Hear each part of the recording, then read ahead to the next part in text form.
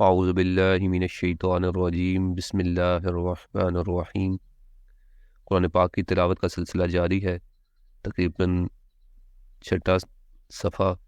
اور چھٹے رکوع کے سنٹر سے قرآن کی آیات کی تلاوت شروع کرتے ہیں۔ بنی اسرائیل کا ذکر جاری ہے۔ اللہ تعالیٰ فرماتے ہیں، اور یاد کرو وہ وقت جب تم نے کہا، اے موسیٰ، ہم آپ پر ہرگز یقین نہیں کریں گے جب تک ہم خدا کو اعلانیہ نہ دیکھ لیں۔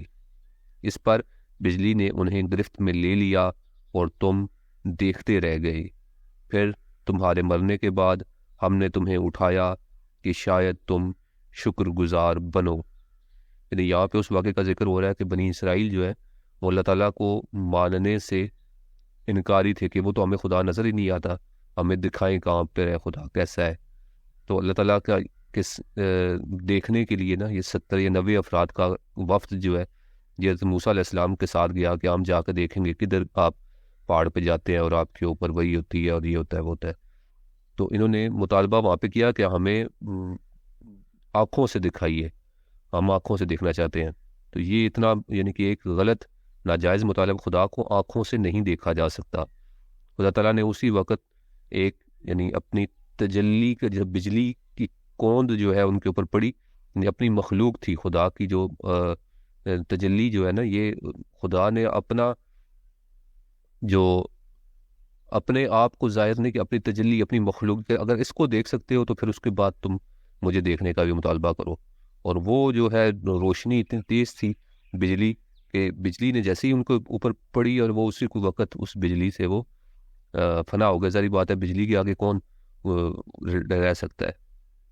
اور اسی وقت وہ وہاں پہ سب کے سب جو ہے وہ صرف رسول جو جناب موسیٰ علیہ السلام ہے وہ جو ہے وہ بے ہوش ہو گئے، باقی جو ہے وہ سارے فوت ہو۔ پھر موسیٰ علیہ السلام اٹھے، انہوں نے کہا خدا سے دعا کی کہ یا اللہ ان کو آپ جو ہے وہ زندہ کر دیں۔ اس طرح سے پھر دوبارہ سے جو ہے نا موسیٰ علیہ السلام نے دوبارہ پھر ان کو افراد کو وہ دوبارہ پھر زندہ ہوئے وہاں سے۔ پھر جب آئے اور ایک اور اگلا واقعہ پھر یہاں سے چلتا ہے کہ اور ہم نے تمہارے اوپر بادل کا سایہ کیا، تم پر من و سلوہ اتارا اور پاکیزہ چیزوں سے اور ان پاکیزہ چیزوں سے کھاؤ جو ہم نے تمہیں عنایت کی ہیں، اور وہ ہم پر نہیں بلکہ خود اپنی ہی جانوں پر ظلم کرتے تھے۔ اب ایک اور واقعہ کہ جس وقت یہ لوگ حضرت موسیٰ علیہ السلام سے نکل کے حضرت موسیٰ علیہ السلام کے ساتھ نکل کے پیچھے فرعونیوں کے چنگل سے راز وغیرہ دریا شک کر کے آگے نکلے، پھر وہاں پہ کھانے پینے کی ضرورت تھی، اس وقت ان کو من اور سلوہ دیا گیا کہ یہ جو ہے تم کھاؤ۔ من کہتے ہیں جس طرح جو اوس ہوتی ہے اس طرح سے وہ کوئی کھانے کے لیے وہ آسمان سے گرا کرتا تھا اور یہ اس کو کھاتے تھے۔ ساتھ ہی پھر جو پرندے ہیں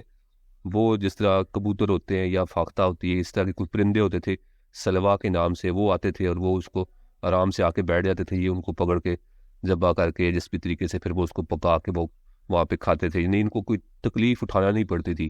کہ یہ جا رہے ہیں آگے سفر کر رہے ہیں تو وہیں پہ ان کو کھانا بھی اللہ تعالیٰ عطا کر دیتے تھے۔ اور وہ وقت یاد کرو جب ہم نے کہا کہ اس بستی میں داخل ہو جاؤ اور فراوانی کے ساتھ جہاں سے چاہو کھاؤ، اور اللہ کے شہر میں سجدہ کرتے ہوئے داخل ہو جاؤ، اور کہو گناہوں کو بخش دے حتتن، اور ہم تمہارے گناہ بخش دیں گے اور ہم نیکوکاروں کو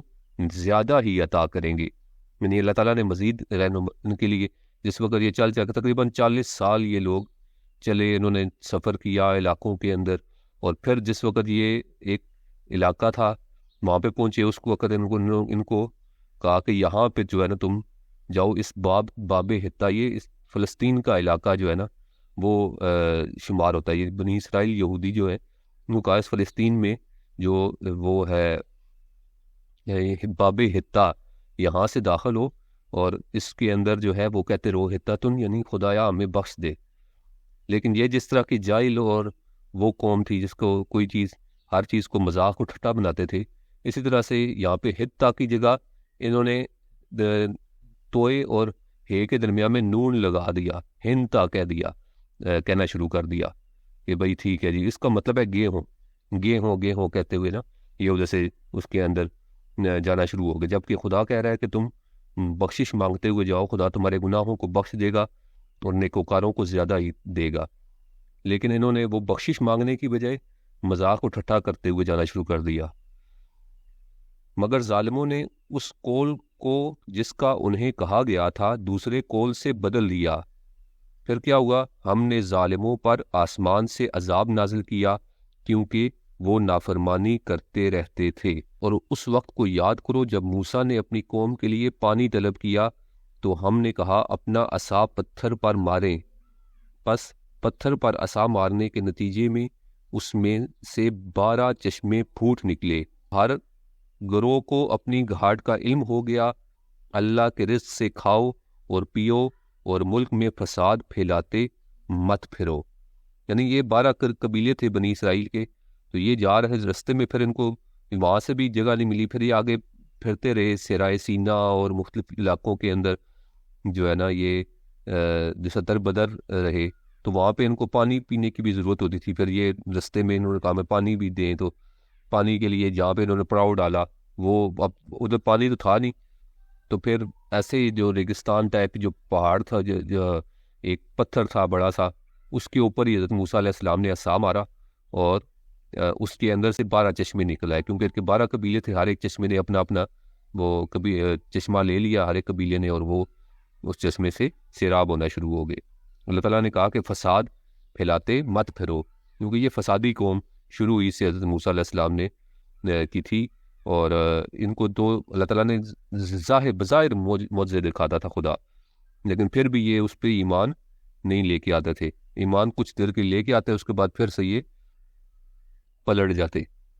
اور وہ وقت یاد کرو جب تم نے کہا کہ اے موسیٰ ہم ایک قسم کے طعام پر ہرگز صبر نہیں کر سکتے، بس آپ اپنے رب سے کہہ دیجئے کہ ہمارے لیے زمین سے اگنے والی چیزیں فراہم کرے، جیسے ساگ، ککڑی، گیہوں، مسور، پیاز۔ موسیٰ علیہ السلام نے کہا کیا تم اعلیٰ کی جگہ ادنا چیز لینا چاہتے ہو؟ ایسا ہے تو کسی شہر میں اتر جاؤ، جو کچھ تم مانگتے ہو تمہیں مل جائے گا۔ اور ان پر ذلت و محتاجی تھوپ دی گئی اور وہ اللہ کے غضب میں مبتلا ہو گئے۔ ایسا اس لیے ہوا کہ وہ اللہ کی آیات کا انکار کرتے رہتے تھے اور انبیاء کو ناحق قتل کرتے تھے، اور یہ سب اس لیے ہوا کہ وہ نافرمانی اور حد سے تجاوز کرتے تھے۔ یعنی جس وقت اب یہ موسیٰ علیہ السلام کے ساتھ فرعون کے چنگل سے نکلے ہیں، ایک آزادی کی طرف گئے ہیں، اپنی اس اتنی زیادہ محکومی کے بعد اتنا زیادہ ان کو حضرت موسیٰ علیہ السلام کے ساتھ جس وقت یہ آباد تھے وہاں پر، جس وقت فرعون کے ساتھ جس وقت تھے، تو فرعون ان پہ ظلم کیا کرتا تھا، ان کے بچوں کو قتل کر دیتا تھا یہ وہ۔ جب یہ وہاں سے نکلے ہیں تو اس کے بعد ہونا تو یہ چاہیے تھا، یہ خدا کا شکر ادا کرتے کہ خدایا تو نے ہمیں اس چنگل سے جو ہے وہ آزادی دلائی لیکن انہوں نے اپنے کارناموں کی وجہ یہی کیا کہ بار بھی ان کو من و سلوہ بھی دیا جا رہا ہے، پھر بھی کہتے ہیں کہ یہ کیا، یہ ہمیں ایک چیز بار بار کھا کے تھک گئے نا، ہمیں بھی کوئی اور چیزیں ترکاری دیں، یہ دیں وہ دیں۔ حالانکہ سفر کی حالت میں جو مل جائے اس پہ صبر شکر کرنا چاہیے۔ تو ان کو یہ کہا گیا کہ آپ جب آگے پہنچو گے کسی شہر کے اندر تو وہاں پہ جا کے پھر جب بندہ پرماننٹ رہنا شروع کرتا ہے تو وہاں پہ جا کے اپنی کاشتکاری کرنا، فی الحال تو تمہیں جو ہے وہ سفر کے لیے یہ دیا جا رہا ہے، تو اگر اتنا شوق ہے تو شہر آئے گا وہاں پہ آپ وہاں پہ جا کے رہنا شروع کرو۔ لیکن وہاں پہ بھی جا کے انہوں نے وہی کارنامہ کیا کہ جو ہے نا خدا کی نافرمانی ہنتتن کہنا شروع کر دیا، اور وہاں پہ بھی ان کو جگہ نہ ملی، اور لڑنے کے لیے کہا کہ جب جا کے ان کے ساتھ لڑو تو اس وقت انہوں نے کہا کہ آپ اور آپ کا خدا اور خدا کا رسول جائے۔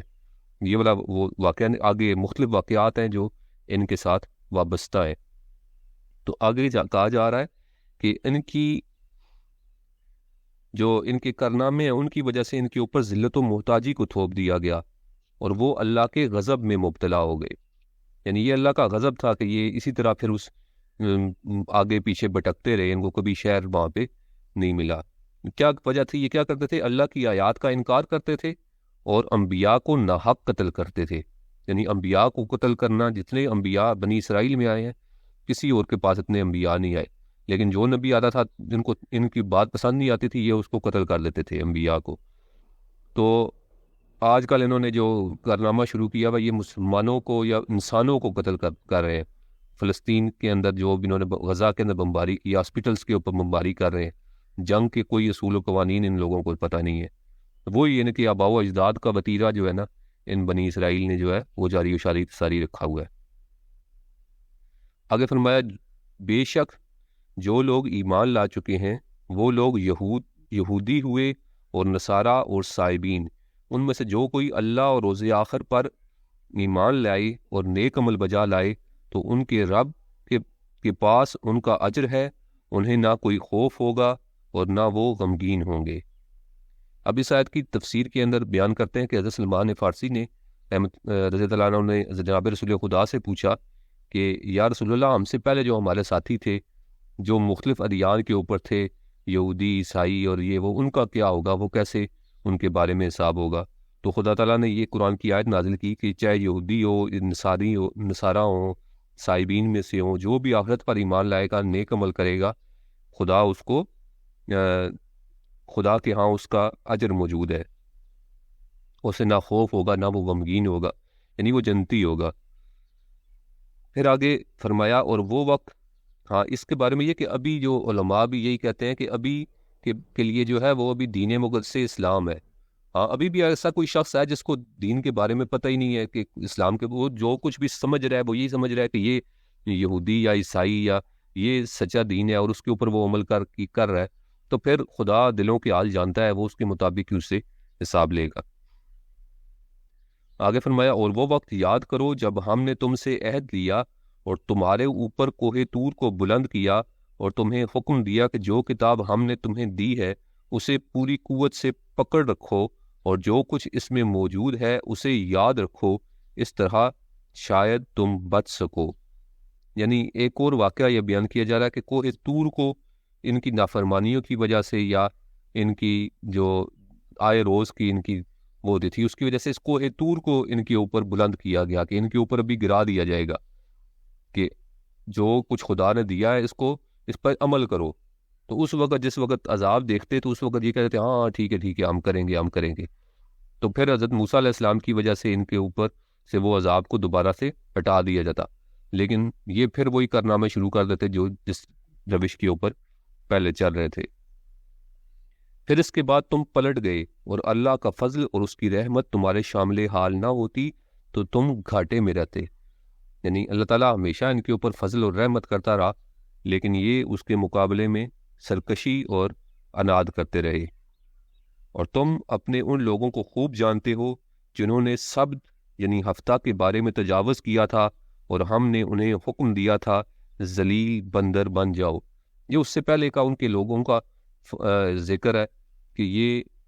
سبت والے جو ہے یہ مچھلیوں کا ایک ذکر کہ یہ مچھلیاں جو ہے ان کے وہ پکڑا کرتے تھے اور ان کا پیشہ جو ہے نا وہ مچھلیاں ہوا کرتا تھا. یہ غالباً انہی کے آباء و اجداد کے اندر، بنی اسرائیل کے آباء و اجداد میں جو پچھلے پیغمبر گزرے ہیں ان کے اندر واقع ہے کہ وہ مچھلیوں کا ان کو کہا گیا کہ ان کے امتحان اور آزمائش کے لیے، ہر انسان کو آزمائش کے لیے کسی چیز سے روکا جاتا ہے اور وہ اس چیز میں کامیاب رہتا ہے یا ناکام رہتا ہے، یہ اس کا امتحان ہوتا ہے. اب یہاں پہ ان کو مچھلیوں کے استعمال سے ایک دن ہفتہ کے دن کے لیے روکا گیا کہ اس دن رک جاؤ، اور اس دن جو ہے وہ مچھلیاں بھی زیادہ آتی. اور پھر انہوں نے ایک ٹیکنیک کی، انہوں نے کہا کہ ہم ایسے کرتے ہیں ہفتے کو نہیں پکڑیں گے اتوار کو ہی، لیکن یہ ہے کہ پانی کا ہم رخ ایسا بنائیں گے کہ یہ ہفتے والے دن جو ہے سارا آ جائے اور یہ واپس نہ جا سکیں اس میں سے. ٹھیک ہے، یہ پانی کا بہاؤ ایسا انہوں نے گڑھا سا بنایا ہفتے والے دن، یعنی پہلے یہ کھول دیتے اس کو جمعے والے دن ہی نا، اس کو یوں ایسے گڑھے کو ایسے بنا کے اس کو یوں کھول دیتے کہ پانی سارے کا سارا اس میں آ جائے. ہفتے والے دن آہستہ آہستہ پانی آتا رہتا، تو بعد میں خالی یہ بس وہ آگے ڈکا لگا دیتے پانی کا. اس دن کہتے ہم پکڑ نہیں رہے نا، کل پکڑیں گے. تو ان کو کہا یہ کیا پکڑ رہے ہو؟ وہ کہتے نہیں ہم نے پکڑا تو نہیں، ہم تو خالی بس یہ پانی بند کیا یہاں سے، ابھی یہ جتنی مچھلیاں آ گئی ہیں اگلے دن پکڑیں گے نا، اور بعض تو اسی دن پکڑنا. بہرحال یہاں پہ یہ ہے کہ یہ ان کے حکم کی نافرمانی کرتے کہ اس مچھلیوں کو پکڑ لیا کرتے، قید کر لیتے. تو اس کے وجہ سے اللہ تعالیٰ نے ان کو بندر بنا دیا کہ ذلیل بندر بن جاؤ ان کے عذاب کے طور پہ. تو ابھی جو قوم ہے اس کے اوپر رسول خدا کی وجہ سے عذاب نازل نہیں ہوتا، ورنہ نافرمانیاں تو یہ قوم جو مسلمانوں کی ہے یہ بھی کتنی زیادہ نافرمانیاں کرتی ہے خدا کی، لیکن خدا تعالیٰ ان کو توبہ اور استغفار ان کی قبول فرماتا ہے ہاں عذاب ایک طرح سے آیا ہوا بھی ہے کہ ان کے اوپر مہنگائی کا عذاب، ان کے اوپر دوسرا قتل و غارت گری کا، ایک دوسرے کو قتل کرتے ہیں، چوری ڈاکوں کا عذاب، وہ تو آئے ہوئے ہیں، لیکن اس طرح سے عذاب نہیں آیا کہ کسی کو بندر بنا دیا ہو یا کسی کے اوپر کوئی اس طرح کا۔ تو بعض لوگ کہتے ہیں یہ جو بھی بندر ہیں یہ بھی وہی اسی قوم کے بندر ابھی تک ہیں، تو وہ نہیں ہے، وہ ان کی شکلیں بندروں کی طرح بن گئی تھی، لیکن اس کے بعد وہ سب کے سب ہلاک ہو گئے تھے، ختم ہو گئے تھے۔ بندر ایک علیحدہ سیپریٹ نسل ہے، اسپیشی ہے جو چل رہی ہے، یہ وہ لوگ نہیں ہیں۔ خدا تعالیٰ قرآن پاک پڑھنے، سمجھنے اور عمل کرنے کی توفیق نصیب فرمائے۔ جزاکم اللہ خیر۔